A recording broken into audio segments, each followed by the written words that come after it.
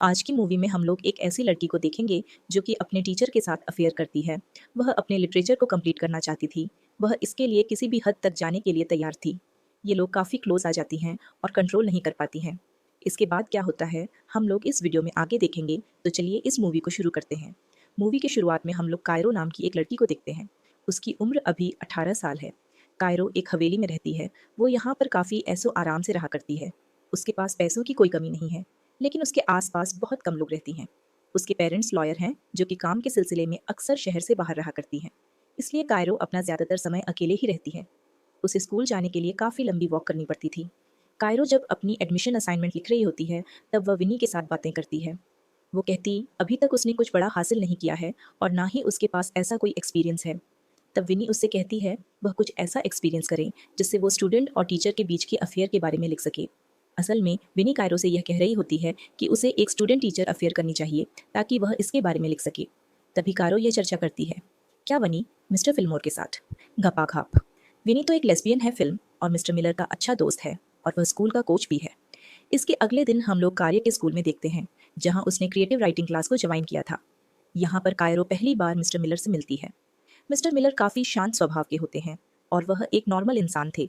लेकिन कारो ने इस क्लास को सिर्फ मिस्टर मिलर के लिए ज्वाइन किया था क्योंकि वह जानती है वो एक पब्लिश्ड ऑथर है और वह राइटर मानती है। कारो भी यहाँ बताती है उसने इस कोर्स के लिए बहुत सारी बुक्स को पढ़ा है। मिस्टर मिलर को कायरो की बातें काफ़ी अच्छी लगती हैं। यहाँ ये दोनों एक दूसरे से काफ़ी बातें करते हैं। यहाँ मिस्टर मिलर को यह जानकर हैरानी होती है कायरो का घर लवल हील है, जो कि जंगल के बीच में बना हुआ एक मैंशन है। मिस्टर मिलर यह कहती हैं वह ऐसा सोचते थे जैसे उस घर में सिर्फ भूत रहा करते हैं। ये लोग यहाँ पर बातें कर ही रहे थे, तभी कायरो की बेस्ट फ्रेंड विनी यहाँ आती है। यहाँ आकर वो इन दोनों को ब्रेकफास्ट के लिए कहती है। जब कायरो और विनी ब्रेकफास्ट के लिए जाते हैं तब मिस्टर मिलर कायरो के डेस्क पर रखे हुए किताबों को देखता है। कायरो की बुक्स को देखकर मिस्टर मिलर उससे काफ़ी इम्प्रेस होते हैं। इन किताबों में से उसकी एक अपनी किताब भी होती है जो कि मिलर ने अपनी टीचिंग कैरियर के लिए लिखी थी। मिलर को यह सब देखकर काफ़ी अच्छा लगता है। कुछ देर के बाद मिस्टर मिलर अपने घर में आती हैं और वह यहाँ आकर अपने वाइफ के साथ इंटीमेट होती हैं। वह यहाँ अपने वाइफ के साथ न्यू स्टूडेंट्स के बारे में बातें करती हैं। मिस्टर मिलर की वाइफ एक अल्कोहलिक है और वह मिस्टर मिलर के काम से खुश नहीं है। मिस्टर मिलर जो कि हमेशा किताबों में घुसे हुए रहते हैं, यह चीज़ें उसकी वाइफ को पसंद नहीं है।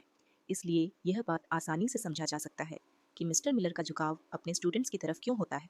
मिस्टर मिलर एक दिन कायरो को क्लास के बाद अपने पास बुलाता है। वो एक स्टोरी के बारे में कायरो से डिस्कस करना चाहते हैं। मिस्टर मिलर उस कहानी का एक हिस्सा कायरो को बताते हैं।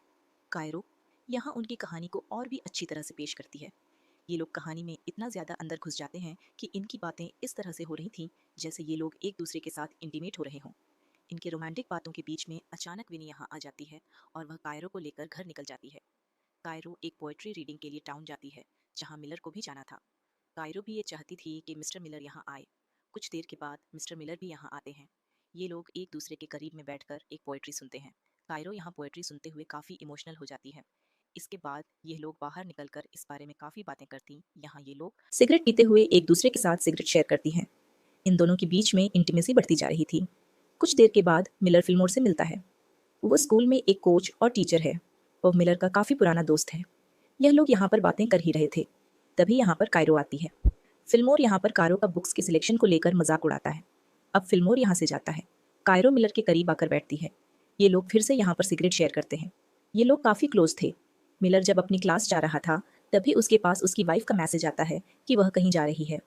क्लास में कायरो मिलर को अपने फेवरेट ऑथर के बारे में बताती है। वो कहती है वो उसी के स्टाइल में अपनी स्टोरी लिखने वाली है। मिस्टर मिलर को अभी घर जाने की जल्दी होती है, इसलिए वह हाँ कहते हुए यहाँ से निकल जाती है। विनी मिस्टर मिलर के टेबल में चढ़कर कायरो को यहाँ पर काफ़ी चिढ़ा है। इधर फिल्मोर अपने दोस्त मिलर से मिलने के लिए आता है।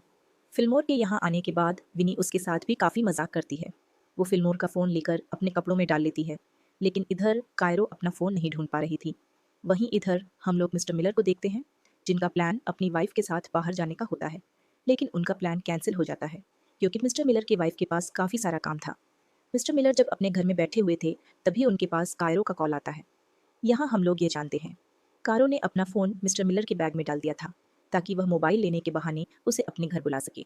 इधर मिलर और उसकी वाइफ का प्लान पहले ही कैंसिल हो चुका था, इसलिए मिलर फ़ोन देने के लिए कायरो के घर में जाने का डिसाइड करता है।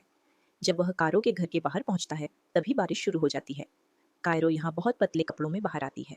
दोनों ये एक दूसरे को देखते हैं और एक दूसरे को किस कर लेते हैं। उसके बाद मिलर अपने घर वापस आ जाते हैं। कायरो उसे एक मेल भेजती है। यहाँ मिलर की वाइफ उससे कहती है, मैं अपना काम अच्छे से नहीं कर पा रही हूँ क्योंकि तुम यहाँ पर हो। इसके बाद मिलर यहाँ से उठकर एक छोटे से कबी में जाता है। यहाँ मिलर कायरो की भेजी हुई स्टोरी को प्रिंट करके पढ़ता है। वो एक एडल्ट जहाँ स्टोरी कायरो होती और है। मिलर की तरह एक स्टूडेंट और टीचर के बीच में अफेयर होता है। इस कहानी में उन दोनों की रिलेशनशिप के बारे में बातें की गई थी। इस कहानी को पढ़ते हुए मिस्टर मिलर को पिछली रात में जो भी कुछ हुआ था वो सारी बातें याद आती हैं, जहाँ वो दोनों काफ़ी क्लोज थे। मिलर कायरो की स्टोरी को पढ़ते हुए काफ़ी एक्साइटेड हो जाता है। इसके बाद वह अपने पैंट को उतार कर इस स्टोरी का मजा लेता है। लेकिन अगले दिन सब कुछ बदल जाता है। मिलर कायरो को कॉल नहीं करता है, जैसा कि वह पहले किया करता था। जब कायरो स्कूल आती है तब वह मिलर से पूछती है, आपको स्टोरी कैसी लगी? मिलर कहता है, मुझे तुम्हारी स्टोरी बिल्कुल भी पसंद नहीं आई।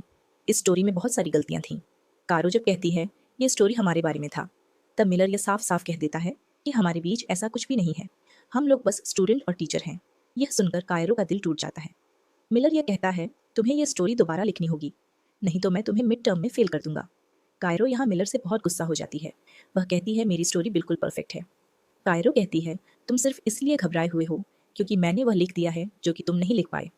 कायरो उसे नीचा दिखाने के लिए उसे एक बहुत ही आम राइटर कहती है और वह कहती है, अगर तुम्हारे में हिम्मत है तो तुम मुझे अभी के अभी पे कर दो। इसके बाद वह रोते हुए घर जाती है और वह विनी के साथ बैठकर पीने लगती है।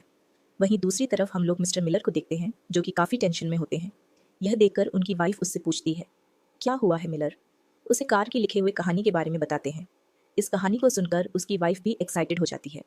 ये लोग यहाँ जैसे ही कुछ करने वाले होते हैं तभी यहाँ पर फिल्मोर आता है। मिलर फिर से परेशान हो जाता है।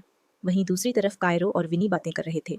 कायरो यहाँ विनी को यह बताती है, मिलर सिर्फ मेरे करीब होने का नाटक रहा था।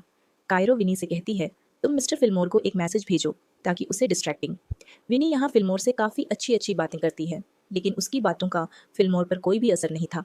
इसके बाद इन लोगों ने फिल्मोर का ध्यान खींचने के लिए अपने सारे कपड़े उतार दिए और रोमांटिक लेकर फिल्मोर को भेजते हैं। जैसे ही फिल्मोर इन फोटोज़ को देखता है वह जल्दी से मिलर के घर से निकल जाता है। तभी मिलर की वाइफ को स्कूल से कॉल आता है। अब पूरे स्कूल को मिलर और कारो के अफसर के बारे में पता चल चुका था। उसकी वाइफ यह सुनकर काफ़ी हैरान थी। वह पूछती है, ऐसा क्यों हो रहा है? सिर्फ एक स्टूडेंट की लिखी हुई कहानी की वजह से वह मिलर से पूछती है, क्या तुम दोनों के बीच में कुछ और भी हुआ था? लेकिन मिलर ने साफ साफ इनकार कर दिया। अगले दिन कायरो क्लास में नहीं आती है। वह वाइस प्रिंसिपल के ऑफिस में होती है।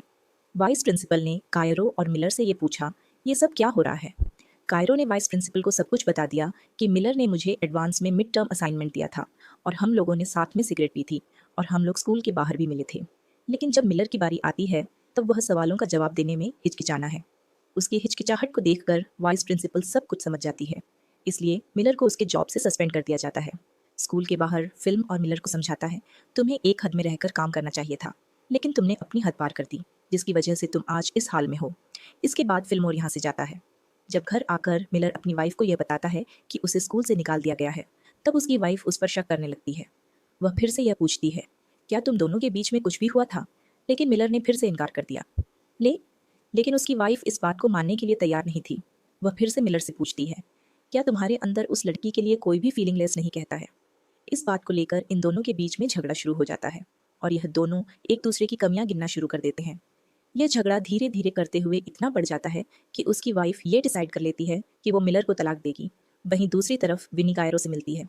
वो कहती है, तुमने जो भी कुछ किया उससे मिलर की जॉब चली गई, लेकिन कायरो को इससे कोई फर्क नहीं पड़ता है। कायरो कहती है, समझा था मुझे, और अब उसे पता चलेगा कि मैं कौन हूँ। कारो ने मिलर के साथ ऐसा करके इसे अपनी सबसे बड़ी जीत समझी। कारो कहती है, अब ना तो मिलर के पास कोई जॉब है और ना ही उसकी वाइफ है। क्या वो अब कुछ भी लिख सकेगा? इसी पॉइंट पर यह मूवी खत्म हो जाती है। असल में मिलर ने जब कारो की कहानी को नापसंद किया था, उसी वक्त कायरो ने मिलर से बदला लेने का ठान लिया था और वह अपने बदले को लेकर किसी भी हद तक जाने के लिए तैयार थी। उसने मिलर को जॉब से निकलवाकर और उसकी बीवी के साथ तलाक करवाकर मिलर से अपना बदला ले लिया था। कायरो के बदले के साथ यह मूवी यहीं पर खत्म हो जाती है। इसी तरह की मूवीज़ के लिए चैनल को सब्सक्राइब करो प्लीज़।